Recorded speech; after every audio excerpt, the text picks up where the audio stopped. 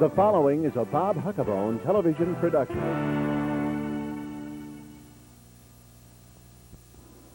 Hello, I'm Bob Huckabone, and I'm talking with David Hughes. Dave is the coordinator of the 25th New York State Crappie Derby that will be held in Whitney Point.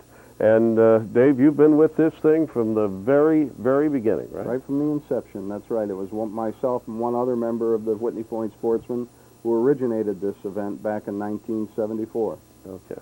And the rest is history. Well, there's a lot of history behind us, and we hope there's a lot of future in front of us yet. Let's start off at the very, very, very beginning. What is a crappie? A crappie, or a crappie, as some people call it, is another name for a calico bass. Calico bass is let's say a sunfish-like panfish. It comes in two varieties, a white crappie and a black crappie. The white crappie is predominant in the Whitney Point Reservoir. We get very, very few black crappies. In fact, when we catch one, the judges tend to get a little suspicious that maybe it didn't come from our reservoir. You have a picture. I realize it's not a great big picture, but maybe if a person has never seen a crappie. Crappie is also called a calico bass or a crappie. A crappie. A crappie, or down the south, I guess some people call them a brim. But I don't know if we can take a look at it here and show you. There's one. That was, apparently that was one that was caught at a derby. And a fairly large one, probably. Yeah, oh, it had to be. What's the legal size? The legal size in the reservoir currently is 9 inches. They must be 9 inches in length to be taken, and you cannot take any more than 25 of them.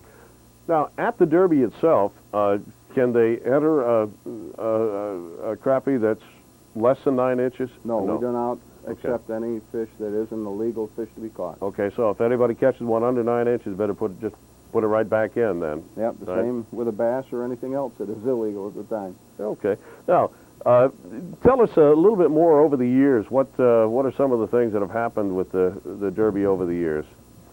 Well, the first year that it came about, we put it together rather quickly, and I think we went around and hit on some of our local businesses, and we come up with maybe $150 of prizes to give away, and we had about 2 weeks to plan and get it ready, and I think we had something like 100+ fishermen come out to try to win that. By the second derby, we had a little bit more time to plan. We came up with maybe $300 worth of prizes, and we had something more like 300 people show up. By the time we got to the fifth derby, we had $1,000 in prizes, and we were probably talking about 1,000 people showing up. Well, if that's the case, maybe we get a one person per dollar in prize, and this year we have a $10,000 purse, so we should, it kind of follows that we should put 10,000 people on the ice this year. Now, from the very inception, this has not been intended as any kind of a moneymaker for the Whitney Point Sportsmen's Association, has it? No, the intention of this event when we started it was a way to say thank you to the community for supporting our club.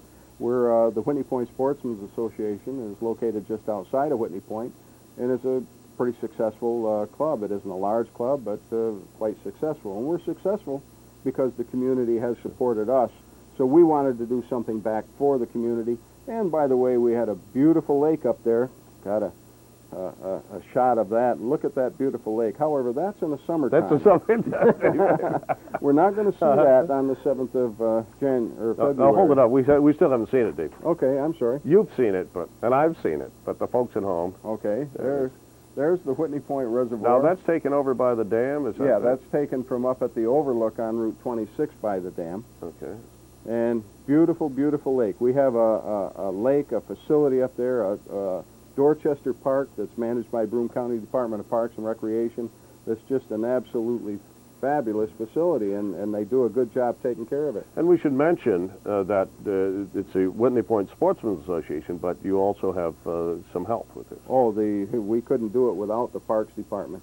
It takes three groups to put this on. It takes our organization, the Whitney Point Sportsmen. It takes the Broome County Department of Parks and Recreation, and it takes the sponsors to put up the prizes. The prizes come from the sponsors. Everything they give is given back to the fishermen. We retain nothing. I started to ask you about this.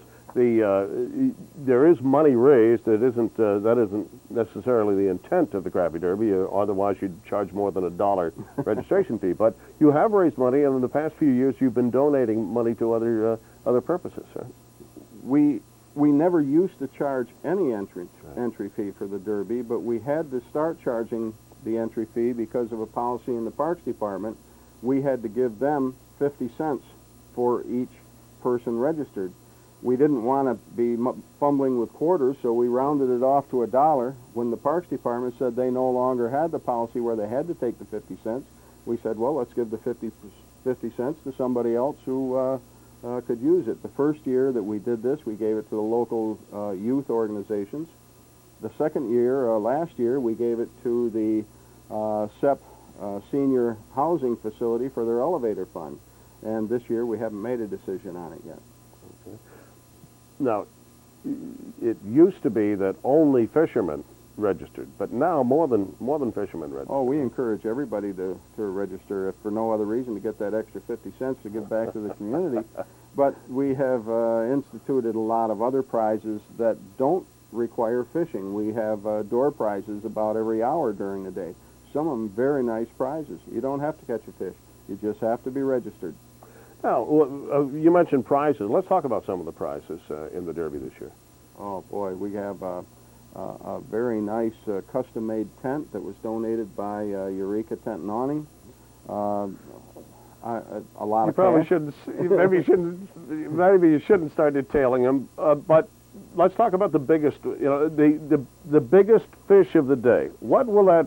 You got an idea, Dave, of what the guy that catches the biggest fish of the day? What do you suppose he will win? Well, first of all, our derby is unique in that we give a prize for the biggest crappie caught during each 15-minute period between 8 a.m. and 3 p.m. I think that's what makes our derby unique, although I understand that other derbies are starting to copy us now, like the Crappie Derby. But the idea was... Well, folks, I have to interrupt. There may be people who aren't that old. There used to be a derby in Endicott called the Crappie Derby, which was sort of a partial name stolen from the Crappie Derby. A parody. Yeah. So anyway, you do a prize every 15 minutes, yeah. And then... well, that prize probably will be in the neighborhood of, I'm shooting from the hip, probably $150 in value. It could be gift certificates, it could be cash, it could be merchandise, a case of motor oil plus a whole bunch of other things. Who knows? And then at the end of the Derby at 3 o'clock, then we determine what the biggest crappie of all of those 28 derbies were. And now that guy is going to walk home with some good stuff. In addition, or gal, in addition to the $150 he won by having a winning derby, he's also going to get the biggest crappie of the day, and that probably is going to be in the neighborhood of, I don't know, $750. Wow. So the biggest crappie of the day is going to end up with a value of pushing $1,000, I would expect. Now, you also have prizes for other fish besides crappie. Absolutely. As an example, here is a northern pike that was caught, I think it was around the 8th or 9th Derby. It was a 22-pound northern pike. Very, very nice fish. I guarantee you we'll Dave, find... it's hanging upside down. Oh, it's a hanging fish. There we go. It was hanging. It doesn't. It may not look it in comparison to my fingers, but it actually was 49 inches long and weighed 22 pounds. And I guarantee you, we'll find a very nice prize for a fish like that. But we'll give a prize for the biggest perch, for the biggest bullhead, for the biggest carp. Right. Just about anything you can catch in that Last reservoir. year, there was a walleye, I believe. Yes. In fact, we said the Whitney Point Reservoir is starting to have more walleye in it. Right? Yes, that's what I hear. As a matter of, you have a picture there. I do. Of a walleye. I don't think so. Yeah, there it is, right there. Yes, I do have a picture of a walleye. This was from a few derbies ago. This is a picture of a wall of snow with an eye painted on it. That is a picture of a walleye. We don't give a prize for that, however. No, but if they catch the fish, there could be a prize for the fish. I had to let you throw that in there, Dave. Yeah, thanks. Okay, so we have a lot of different prizes. Then, in addition to the prizes for catching fish, I know that you guys always like to make it fun for the kids. Oh, yeah, that's one of the big. We always try to set a substantial, $100 or so or more, depending on what comes into us that would be kid-oriented. We try to set a substantial amount of the purse aside just for the kids. And we have one or two of our members out on the ice during the event, trying to find some little guy that looks a little cold, maybe a little bit bored, and we find a reason, whatever it is. He don't have to catch a fish. We find a reason to give this person a prize. Dave, this seems to be a real fun family type event, right? Well, and in past years, I know that there have been people that would want to try ice fishing, but they're saying, I don't have a license, right? And there are always people from environmental conservation and the parks department and all. So you added a new dimension this year. well, we went out and we started, I think, in October. I had heard that there's such a thing as a fish-free day or a free fish day, where the day is set aside by the Conservation Department and no fishing license is allowed during that particular event. And this year we did get authorization to do this, and so the hours between 7 a.m. and 4 p.m., the day of the Derby, you do not need a license to go out there. So come out, bring your kids, and have a good time. And this gives people an opportunity if they've never been ice fishing before, or if they've never been fishing before. If they want to take the kids out, or if they just want to go alone, they can fish and don't have to worry about being caught for fishing without... that day you don't have to worry about it. Let's talk a little bit, Dave, about if people have never been to the Derby. We don't know what the weather's going to be like that day, but I've been there when it was 10 degrees with a 30-mile-an-hour wind. I think it was, at least it felt that way.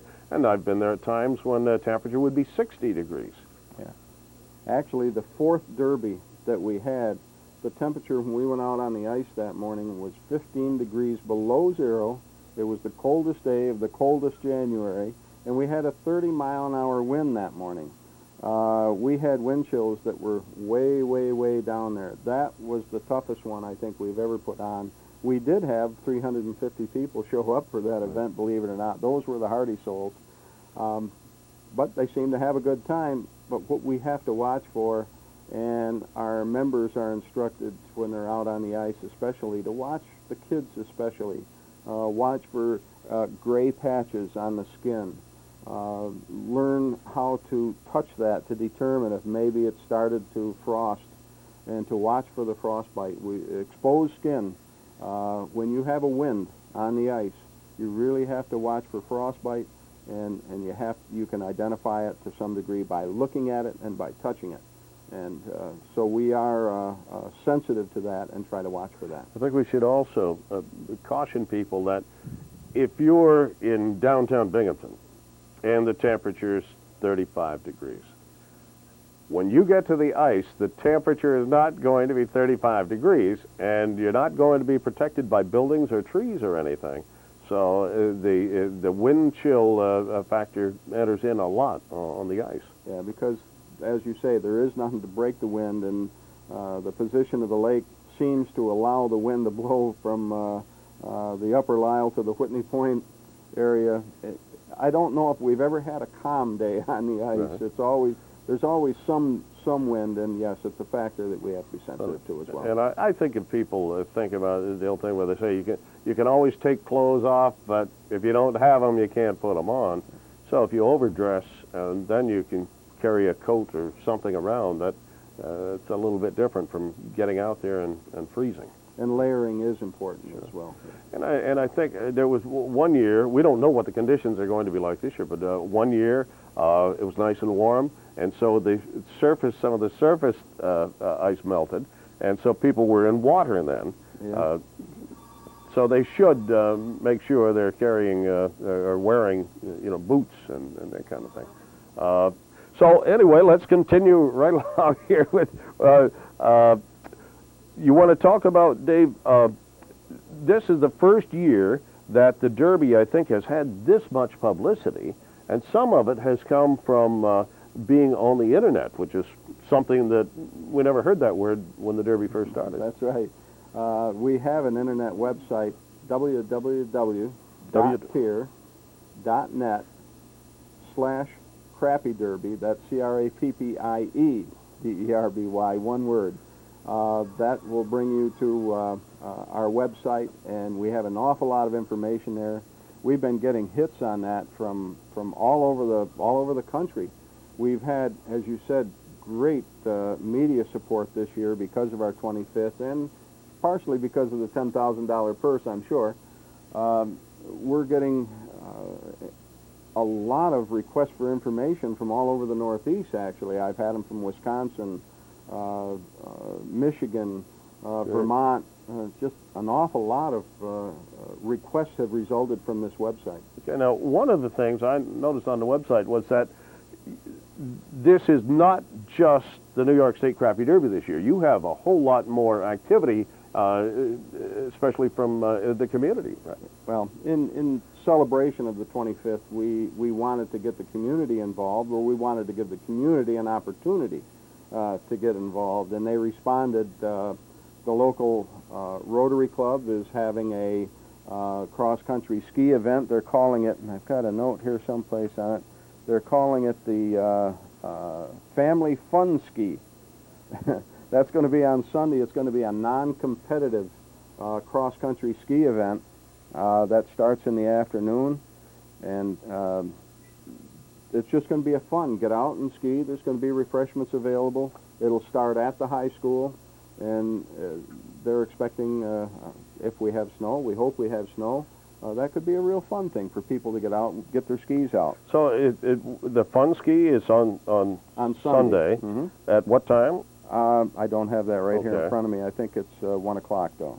Okay, it's probably on your website. Yes, it certainly is. And there's probably somebody that we can call if we're interested in more information. John Verminski at Country Wines and Spirits in Whitney Point is the guy that's coordinating that. Okay. And do you know, is there any cost to take place? I don't think there's an entry fee even for it. You just come and have a good time. Okay. Also on Sunday, on the opposite side of the lake, starting at Dorchester Park, the Whitney Point Ridge Riders Snowmobile Club is having a snowmobile poker run. Richard Knapp, and I don't have his phone number right here, but again, you can find that on the website. Dick Knapp is coordinating that. It's going to start at Dorchester Park, I believe, at 10 a.m. on Sunday. And I'm not even sure myself what a poker run is, but from my motorcycle days, it's probably the same thing. They're just going to go up and have a good fun. I think they're going to have displays and a lot of snowmobilers having a good time. Throughout the weekend, the Whitney Point Interact Club, which is associated with Rotary, is going to have an ice skating rink someplace in the village. They're still working on that. Okay. Friday, Saturday, and Sunday, they're thinking about bonfires and piped-in music, maybe DJs, and just a place to skate for anybody that wants to come up and enjoy an ice skating rink. There's going to be a chicken dinner on Saturday at the American Legion, a chicken and biscuit dinner, I should say. Of course, the Point of Light Masons Lodge is having their forever annual pancake. At least the 24, well, it's probably more than 25. Their pancake breakfast, I always enjoy that myself. There's going to be a chicken barbecue at the top of Route 26 Hill coming down toward Dorchester. This is put on by the Keep the Boat Afloat Rod and Reel Club of Whitney Point. I see. So that's Saturday. The well-known Keep the Boat Afloat Rod and Reel Club of Whitney Point. Also on Saturday, we're going to have a softball tournament on the ice. Now, we started that about the 7th or 8th Derby, and that kind of went away. I don't know why, to be honest with you, but it went away, and it's been resurrected for the silver anniversary. And Butch Bianco of Frank's Wholesale in Whitney Point is coordinating that event. Right now, I think he has about 6 teams ready to go out there and just have a grand time, slipping and sliding and doing their thing. Are they taking more teams in the tournament, or is that all set, or don't you know, Dave? As far as I know, if somebody was to contact Butch, I'll bet he would be glad to consider it. Come to think, we're throwing a lot of names and groups and all out here. You're pretty much a coordinator, and I have an idea that if somebody were to call you, you could tell them where to get more information. I certainly can tell them where to okay. go. You can contact me on 692-3263 in Whitney Point.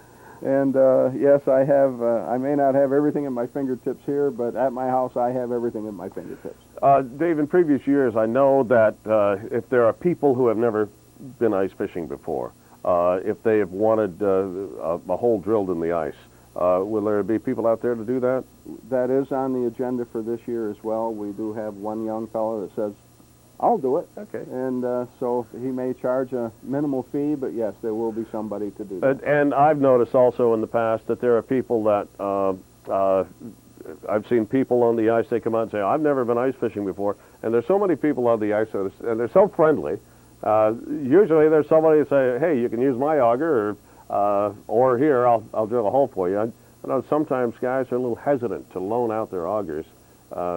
Little concerned about their blade being dulled or nicked or something like that. But I've found that in past years I've seen that neighbors there will help somebody else cutting a hole in the ice. I've always found that to be true as well. I'd like to bring up another topic here, and that has to do with volunteers. Now, the Whitney Point Sportsmen's Association has a lot of different committees for this, right? Yeah. So let's talk about some of the committees that the Whitney Point Sportsman Association has. Well, because people are going to be out there all day long, and because we have significant costs in putting this event on, just renting the Rent-A-Johns costs us, and we do make sure that there's Rent-A-Johns scattered all over the ice, and that cost us quite a few $100s. I don't have the figures right in my head, but I would guess something like $700 or $800 just to put the Rent-A-Johns out there. We have to rent a PA system because we have to be able to talk to everybody all over the ice, and that's part of the Derby too. That costs us, I think, $300. So we have the forms that we have to put out. We probably put $1,500 to $2,000 into putting this event on. That comes right out of our pocket. So we do put a concession stand out on the ice with hot dogs, hamburgers, chili, chowder, donuts, coffee, hot I think chocolate. you have a picture. I don't know if it's of the whole concession stand, but you have an idea what it looks like out there. Don't. Didn't bring it with you. Okay. There are for those who have never been to the Derby, they take 2x4s and plywood and things like that out onto the ice, right? Well, it's pretty much pre-constructed in panels, and then we erect the panels and then put plastic on the top to keep the rain out of the chowder. And they make gallons of chowder, don't they? We make something like 30 or 40 gallons of chili, and I think 20 gallons of chowder. And we sell that, and our prices are reasonable. What we're trying to do is just recoup some of our expenses for the event. So yeah, we have that's probably our biggest manpower hit. It takes probably 10 or 12 people just running back and forth like crazy trying to satisfy the chili demands of all these people. Then we have the judges, of course. It takes 3 or 4 people to man the judging booth and to be at least consistent in measuring from one fish to the next. Registration takes 3 or 4 of our people. We have to have a few people out on the ice doing the public relations, if you will. There's 3 or 4 people there. Myself, of course, I'm not sure where I am at any point. You're in time everywhere. in the ice. You're It everywhere. seems that way. To set the shelter up on Friday and take it down on Saturday. That takes a pretty good-sized crew to do that. Again, another probably 7, 8 guys just to put up and take down the shelter. So it's a big hit on our manpower. It takes just about every member our club has to put this event on. Let's talk about ice. We've been talking about an ice fishing tournament, and we haven't talked about ice yet. I know that some derbies have had a whole lot of ice. Other derbies haven't had much ice. Talk about a little bit, Dave, about the ice that's required to have the derby. Well, I'm not an expert on the ice. Those people reside in the Broome County Department of Parks and Recreation. They're the ones that make the decision on whether we have a safe situation. But from being associated with them over the years, it's not a simple thing. I hear people every year say it takes 12 inches of ice. Well, that's a general condition.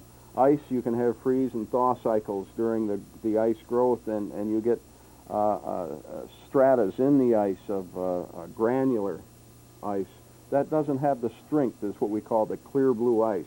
That ice that you can look right through it and see right down to the water, that's the solidest, strongest ice there is. It's my guess that 8 inches probably would hold an army of that kind of ice. The other factor that has to be taken into consideration, if you drill a hole in one place and you have 12 inches of ice, maybe in another spot you might not. So the Parks Department has to take samples all over the ice, including over the river channel. And from that they make a determination, and they have to consider where the people are going to predominantly be. It's not a simple thing, but in general terms, a foot of ice is what they look for. However, 8 or 9 inches of good, clear blue ice is, believe me, will hold an awful lot of weight.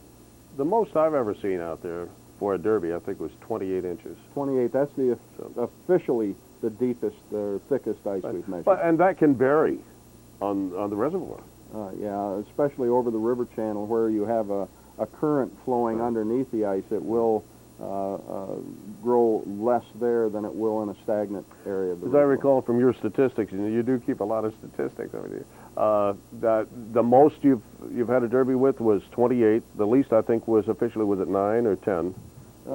Probably, yeah, 9 or okay. 10. Let's talk about the statistics. What's the biggest crappie that's been caught in a derby? 15.5 inches, and we had that the last 2 years running. The last 2 years, we've had some beautiful crappies taken out of that water. This year, the DEC tells me that age class is kind of passed by, so we may not see, although they'd be surprised if some big ones didn't come in, we may not see quite the quality of fishing this year that we have seen in previous derbies. If there's somebody new going out on the ice, I guess we could talk a little bit about equipment that somebody might want to take on the ice. Ice fishing is really one of the simplest things in the world so to do. You don't need much equipment. Doesn't take much at all. If a person's going out, people used to cut holes with hatchets, right, or spuds or something. And now people use. This is my old. This is my guy. I've had this thing for probably 20 years now. This is simply a corkscrew auger. Has a blade on the bottom. That's very sharp. And that is extremely sharp. Don't run your finger across it. And this will, I remember one year I had a little contest with Ron Luciano. He had his power auger. I had my auger. I cut a hole in about, 30 seconds. That's how long it took him to get his power auger going. Started. Right. And then you can use, let's see what I got over here. You can do something fancy like an ice fishing pole. I don't know if you can see that. It's just a very small pole with a reel on it. It don't have to be very long. You No. don't do much casting. And if I pull it back this way, you can see the tip on it. I don't know if you can still see that. There's a tip. And I sometimes use a jig. And a lot of people use them. And a little fancy thing on the end. But you don't have to do that. Here's a little one. I forget what this costs, but it's very, very inexpensive. And if you want to, you can make one of these by yourself. Just take a dowel and put a screw eye in there to hold the line on it. Put a hook on it, and you can stop at any of the bait shops and get some minnows or some worms, and away you go, and you're ready to go ice fishing. Seems to me, in my experience with this derby, some of the better fishermen and some of the fishermen with the best luck or results tend to use the cheapest, most unsophisticated equipment. Dave, when we started this conversation, I said, how are we going to talk about the Crappie Derby for a half hour? And we're coming on a half hour. We have about less than a minute left here. Is there something else you'd like to say before we have to close this off? Well, I certainly would like to thank everybody that's made this happen, the media, local media, all over the state. It's just been absolutely fantastic in supporting our Derby this year. Okay, thank you very much, Dave. We're just out of time. Thanks. We've been talking with Dave Hughes. Dave is with the New York State Crappie Derby in Whitney Point. We'll see you on the ice.